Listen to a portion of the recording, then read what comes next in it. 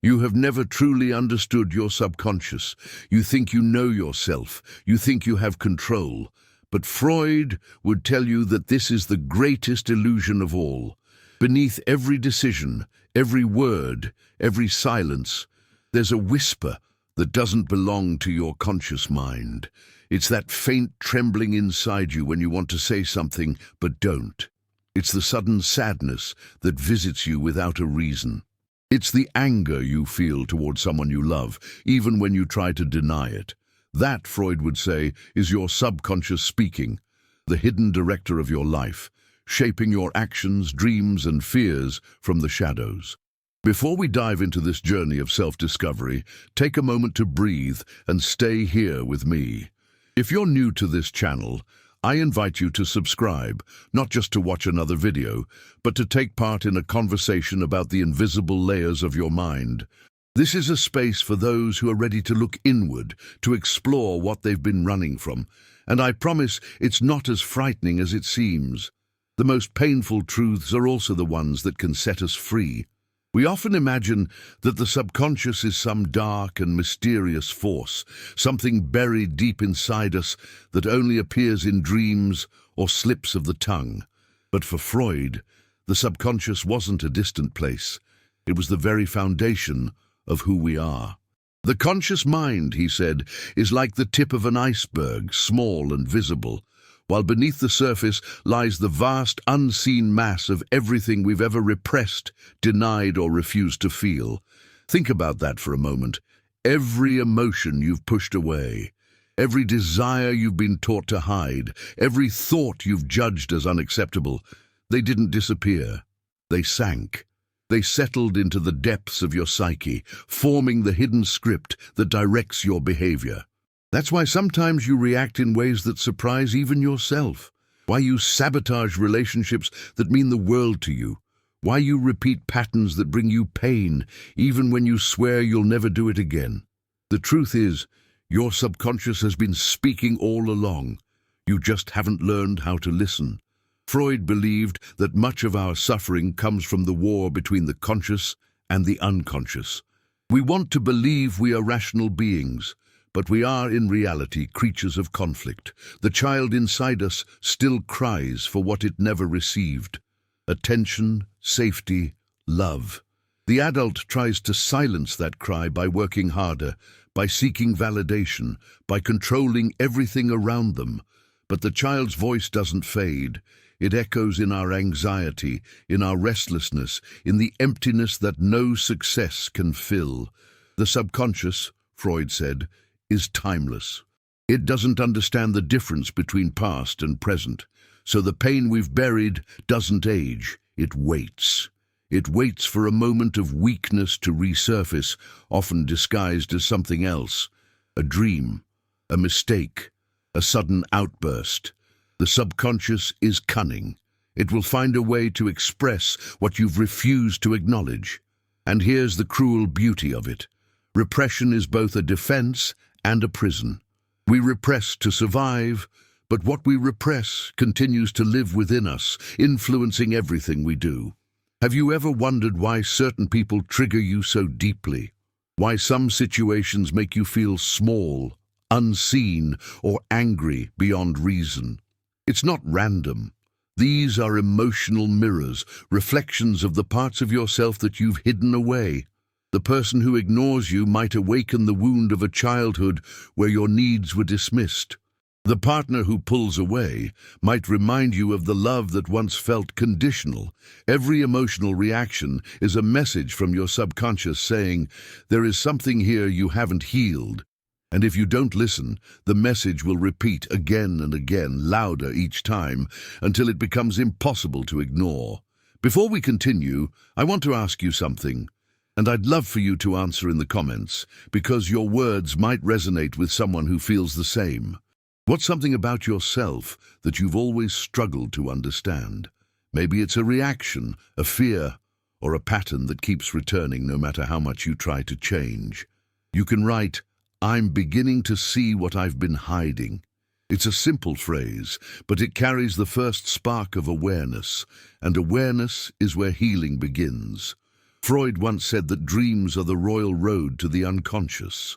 In dreams, the censorship of the conscious mind loosens, allowing our hidden desires and fears to express themselves through symbols.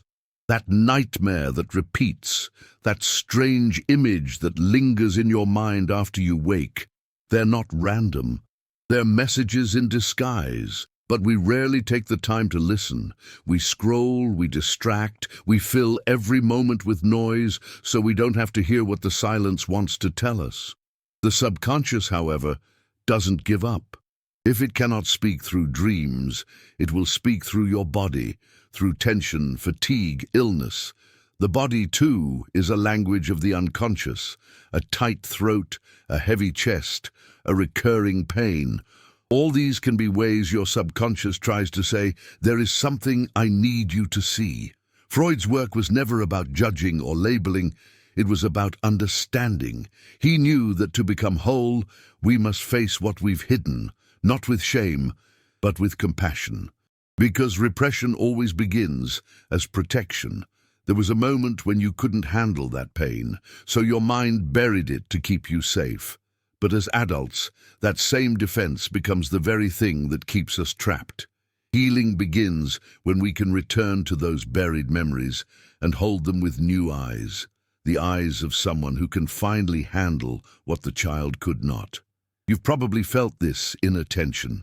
Part of you wants to move forward, to change, to grow. Another part resists, clinging to old wounds, old fears, old patterns. Freud would say that both parts are you.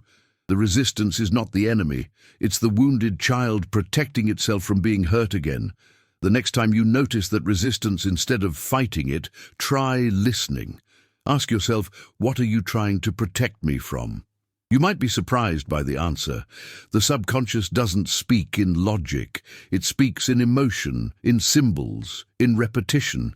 And once you start to recognize its language, you begin to see that your life has been trying to tell you a story all along. There's a strange paradox in human nature. The more we try to bury what hurts, the more power it gains over us. The subconscious doesn't disappear when ignored. It simply becomes more creative in the ways it expresses itself. Freud often described the psyche as a kind of internal theater, where repressed desires and memories continue to perform behind the curtain, influencing the play of our lives without our awareness. Imagine it, a vast hidden stage inside you, filled with actors you've forgotten, scripts you never chose, and emotions you thought you'd left behind. They whisper their lines in your relationships, in your choices, in your dreams. Sometimes you think you're angry at your partner, but what you're really angry at is a parent who never saw you. Sometimes you chase success not out of passion, but out of a desperate need to prove that you're worthy of love. We think we're living freely, but in truth, we're reenacting the past, again and again, until we dare to look behind the curtain. Freud's insight was simple but devastating. What is repressed does not die. It persists, disguised, transformed, but alive. That's why healing is not about becoming someone new. It's about remembering who you were before you started hiding. The child who once laughed freely before learning that some emotions were unacceptable. The teenager who once dreamed boldly before being told to be realistic. The adult who built walls because it seemed safer than being hurt again. The subconscious remembers all of them. It holds their stories, their pain, their longings. And it waits for the day when you finally stop running and listen. Many people fear this confrontation. They think, if I open that door, I'll drown. But Freud would say that the true danger lies not in facing the unconscious, but in continuing to live at its mercy without understanding it. To repress is to live with ghosts, invisible forces that pull the strings of your heart while you pretend to be in control. To acknowledge the subconscious is not to be consumed by it, but to reclaim your power from it, because awareness transforms. The moment you bring something from the dark into the light, it begins to lose its hold over you. The guilt, the shame, the self-blame, They all start to shift when you realize that your reactions are not madness, but messages, not flaws, but fragments of a story that has been longing to be told. Think about the moments when you felt divided inside yourself, when part of you wanted to reach out and another part pulled away, when you wanted to speak the truth, but your throat closed up, when you promised yourself change, but found yourself repeating the same old pattern. These are the moments when the conscious and the unconscious collide. You're not weak, you're conflicted. Freud believed that this inner conflict is the essence of being human. We are not singular beings, we are multitudes, a chorus of voices, desires and fears, some known, many forgotten. And when you begin to understand those inner voices, you can start to live in harmony with them instead of being ruled by them. There's another truth Freud revealed that we often resist. Every repression is born out of love. The child represses anger toward the parent because it cannot bear to lose their affection. The adult represses vulnerability because once being open led to pain. Repression is an act of protection, misguided perhaps, but rooted in love. When you begin to see your subconscious through that lens, compassion replaces judgment. Instead of asking, "What's wrong with me?" you begin to ask, "What am I protecting?" And in that shift, something inside you softens. You stop fighting yourself and start understanding yourself. The journey into the subconscious isn't about digging for every hidden memory or uncovering every trauma. It's about developing a new relationship with your inner world, one built on curiosity, not fear. Freud's work invites us to become archaeologists of our own minds, gently brushing away the dust of denial to uncover the truths that shape us. Every dream, every slip of the tongue, every emotional trigger is a clue. And when you follow those clues, you begin to see patterns, not as curses, but as messages from the part of you that wants to heal. The subconscious doesn't sabotage you out of malice. It repeats what it knows, hoping you'll finally understand what needs to change. You might be wondering, how can I listen to my subconscious? The answer isn't found in books or theories. It's found in silence, in reflection, in honesty. When you stop filling the spaces with noise, your inner world begins to speak. It might come as a memory that surfaces unexpectedly, as a sudden emotion that doesn't seem to belong to the present, or as a dream that feels more real than waking life. The subconscious speaks in symbols because it cannot use words. It paints feelings instead of sentences. So when you dream of falling, perhaps part of you is losing control. When you dream of being chased, maybe you're running from something inside yourself. When you dream of being lost, perhaps you've strayed too far from who you are. The meanings aren't fixed, but the invitation is always the same, to look inward. If you've ever wondered why healing takes so long, Freud would tell you it's because the subconscious doesn't respond to logic. It responds to presence. You cannot force it open. You can only invite it to reveal itself. Each time you allow yourself to feel what you've avoided, you reclaim a piece of your soul. Each time you listen without judgment, you loosen the grip of the past. Healing is not a straight line. It's a spiral. You'll revisit the same pain from different angles, and each time you'll understand it a little more, love yourself a little deeper. And maybe that's what Freud was trying to show us all along, that beneath the complexity of the mind, there is an unchanging truth.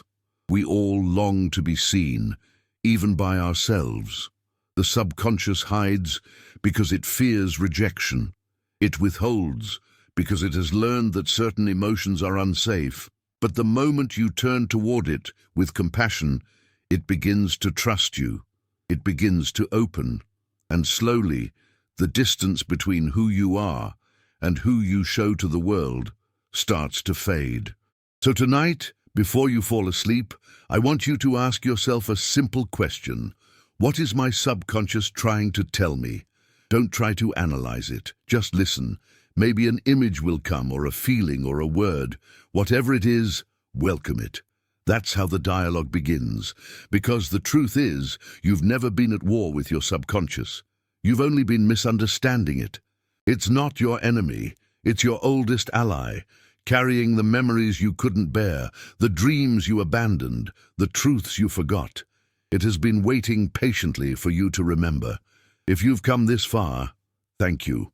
You are part of a rare group of people who are willing to explore the depths of their mind, to make peace with their inner world instead of running from it. If this journey resonated with you, consider subscribing, not for me, but for yourself, so that every week we can keep uncovering the hidden stories behind human emotion. And before you leave, take a moment in the comments to share what you've discovered about yourself while listening. Sometimes writing it down is the first step toward bringing the unconscious into the light.